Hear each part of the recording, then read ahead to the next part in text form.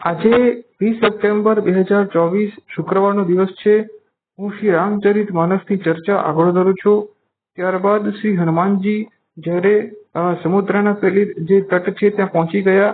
ત્યાં જઈને શ્રી હનુમાનજીએ દૂર એક પર્વત જોયો અને શ્રી હનુમાનજી તે પર્વત ઉપર જઈ પહોંચ્યા અને તે પર્વત ઉપરથી શ્રી હનુમાનજીએ દૂર જે લંકા નગરીનો જે કિલ્લો હતો તે જોયો, જે ખૂબ જ મોટો હતો, વિશાળ હતો અને સોનાની જેમ ચમકતો હતો, જેની ચારે તરફ સમુદ્ર હતો।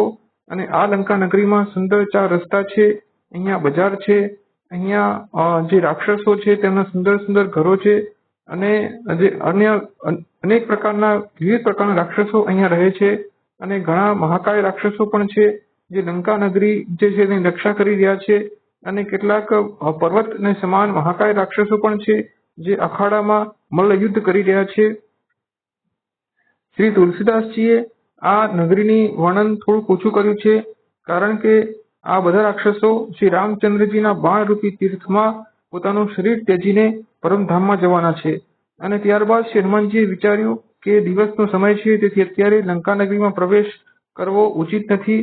તેથી શ્રી હનુમાનજીએ સંધ્યા થવાની પ્રતીક્ષા જોઈ અને ત્યારબાદ જ્યારે સંધ્યા થઈ ત્યારે શ્રી હનુમાનજીએ પોતાનું શરીર મચ્છર જેટલું સૂક્ષ્મ કરી નાખ્યું અને તેઓ લંકા નગરીમાં પ્રવેશ કરવા ગયા।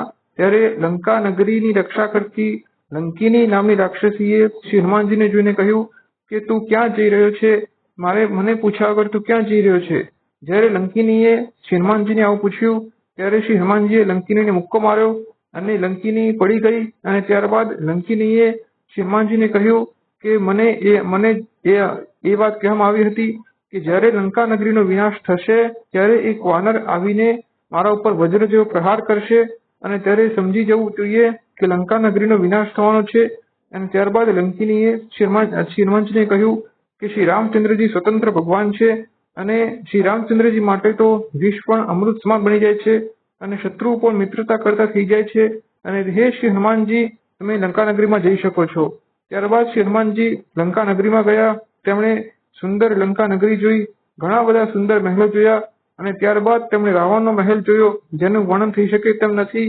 અને શ્રી હનુમાનજીએ રાવણના મહેલમાં શ્રી સીતા માતાને જોવાનો પ્રયત્ન કર્યો, પરંતુ શ્રી સીતા માતા ત્યાં દેખાયા નહીં। ત્યારબાદ શ્રી હનુમાનજીએ એ મહેલમાં એક જગ્યાએ ભગવાનનું એક મંદિર જોયું, જ્યાં શ્રી રામચંદ્રજીના ચિહ્નો અંકિત હતા અને શ્રી હનુમાનજીને કૌતુક થયું કે લંકા નગરી તો રાક્ષસોની નગરી છે, અહીંયા કેવી રીતે ભગવાનનું મંદિર હોઈ શકે છે। અને ત્યારબાદ શ્રી હનુમાનજી જોવા લાગ્યા અને તેવામાં વિભીષણજી જાગ્યા અને વિભીષણજી જાગીને શ્રી રામચંદ્રજીના નામનું રટણ કર્યું। આ જોઈને શ્રી હનુમાનજીને થયું કે તેમને વિભીષણજીને મળવું જોઈએ, કારણ કે સજ્જન પુરુષને મળવામાં કોઈ જ દુર્લાભ હોતો નથી।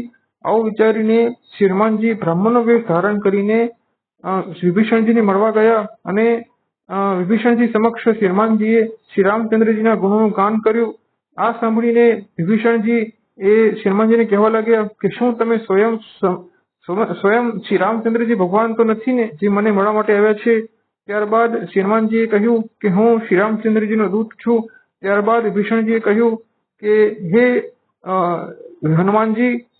હનુમાનજી, હું તો એક રાક્ષસ છું, તમસ મારું પ્રકૃતિ છે, હું ભગવાનનું ભજન કરી શકું તેમ નથી। મારા જેવા રાક્ષસો ઉપર ભગવાન શ્રી રામચંદ્રજી કેવી રીતે કૃપા કરી શકે તેમ છે। ત્યારબાદ શ્રી હનુમાનજીએ વિભીષણજીને કહ્યું કે હે વિભીષણજી, હું પણ એક તુચ્છ વાનર જ છું અને જો કોઈ વ્યક્તિ અમારું નામ સવારમાં લઈ લે તો તેને આખો દિવસ ભોજન મળે નહીં અને તેમ છતાં મારા ઉપર શ્રી રામચંદ્રજી કૃપા કરી છે અને આજે હું અહીં સુધી પહોંચી શક્યો છું। આવું કહીને શ્રી હનુમાનજીના આંખોમાં અશ્રુ આવી ગયા અને શ્રી હનુમાનજી અને વિભીષણજી શ્રી રામચંદ્રજીના ગુણોનું ગાન કરવા લાગ્યા અને તેમને શાંતિ પ્રાપ્ત થઈ। ત્યારબાદ શ્રી હનુમાનજી વિભીષણજીને પૂછ્યું કે હે વિભીષણજી, મારે શ્રી સીતા માતાને જોવા છે, તે ક્યાં છે? ત્યારબાદ વિભીષણજીએ શ્રી હનુમાનજીને જે સીતા માતા જ્યાં હતા તે અશોક ઉપવન વિશે કહ્યું અને શ્રી સીતા માતાની જે દશા હતી તેના વિશે કહ્યું। ત્યારબાદ શ્રી હનુમાનજી મચ્છરનું સ્વરૂપ ફરીથી ધારણ કર્યું અને જ્યાં શ્રી સીતા માતા હતા તે ઉપવનના એક વૃક્ષમાં જઈને તે બેસી ગયા અને તે સીતા માતાને જોવા લાગ્યા। શ્રી સીતા માતા રાત્રિના ચારે પહેર બેઠા બેઠા જ કાઢી નાખે છે અને આખો સમય શ્રી સીતા માતાની નજરો પોતાના ચરણો તરફ હોય છે અને શ્રી સીતા માતા શ્રી રામચંદ્રજીનો જે નામ છે તેનું જ રટણ કરતા રહે છે. શ્રી સીતા માતાનું શરીર દુર્બળ થઈ ગયું છે તેવું શ્રી હનુમાનજીને થયું અને શ્રી હનુમાનજીને થયું કે હું શ્રી સીતા માતાનું દુઃખ કેવી રીતે દૂર કરું. તેવામાં રાવણ પોતાની રાણીઓને લઈને ત્યાં આવી પહોંચ્યો અને મંદોદરીને પણ લઈને ત્યાં આવી પહોંચ્યો અને રાવણે ત્યાં શ્રી સીતા માતાને કહ્યું કે હે સીતા, હું મંદોદરી સહિતની બધી રાણીઓને તારી દાસી બનાવી લઈશ, તું એક વાર મારી તરફ જોતો ખરી. ત્યારબાદ શ્રી સીતા માતાએ તણખલું હાથમાં લીધું અને તેનો આડ લઈને રાવણને કહ્યું કે રે દુષ્ટ, હું સુનામાં હતી ત્યારે તે મારું હરણ કર્યું.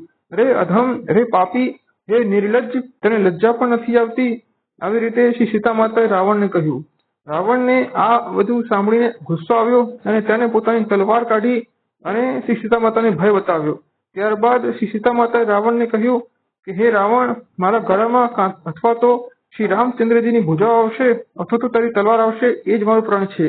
અને શ્રી રામચંદ્રજી સૂર્ય સમાન છે અને હે રાવણ, તું તો જુગનું સમાન છે. આવી રીતે રાવણને પોતાની જે સરખામણી જુગનું સાથે અને શ્રી રામચંદ્રજીની સરખામણી સૂર્ય સાથે થતા જોઈને રાવણને અત્યંત ગુસ્સો આવ્યો અને રાવણ શ્રી સીતા માતા પર હુમલો કરવા દોડી પડ્યો. પરંતુ મય રાક્ષસની પુત્રી મંદોદરીએ રાવણને અનેક નીતિના વચનો કહીને શાંત કર્યો. ત્યારબાદ રાવણે શ્રી સીતા માતાને કહ્યું કે હે સીતા, હું તને એક મહિનાની અવધિ આપું છું. જો તે મારી વાત ના માની તો હું તારો સંહાર કરી દઈશ. અને આવું કહીને રાવણ ત્યાંથી જતો રહ્યો. ત્યારબાદ બધી રાક્ષસીઓ જે ત્યાં અશોક ઉપવનમાં હતી તે બધી રાક્ષસીઓ શ્રી સીતા માતાને ડરાવવા લાગી અને ત્યાં ત્રિજટા નામની એક રાક્ષસી હતી જે શ્રી રામચંદ્રજીના ચરણોમાં તેને અનન્ય ભક્તિ હતી. તે ત્રિજટા નામની રાક્ષસીએ બધી રાક્ષસીઓને કહ્યું કે મને એક દુઃસ્વપ્ન આવ્યું છે. મેં સ્વપ્નમાં તેવું જોયું છે કે એક વાંદરાએ લંકા નગરીમાં આગ લગાડી દીધી છે. રાક્ષસોની સમગ્ર સેનાનો સંહાર થઈ ગયો છે. આપણા રાવણનું માથું મુંડેલું છે.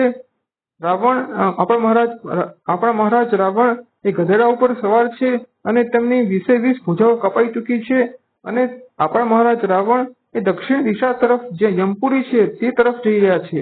અને હે રાક્ષસીઓ, મારું આ દુઃસ્વપ્ન 4 દિવસમાં જ સત્ય સાબિત થશે. આવું ત્રિજટાએ બધી રાક્ષસીઓને કહ્યું અને રાક્ષસીઓને ભય લાગ્યો અને બધી રાક્ષસીઓ શ્રી સીતા માતાના ચરણોમાં વંદન કર્યા.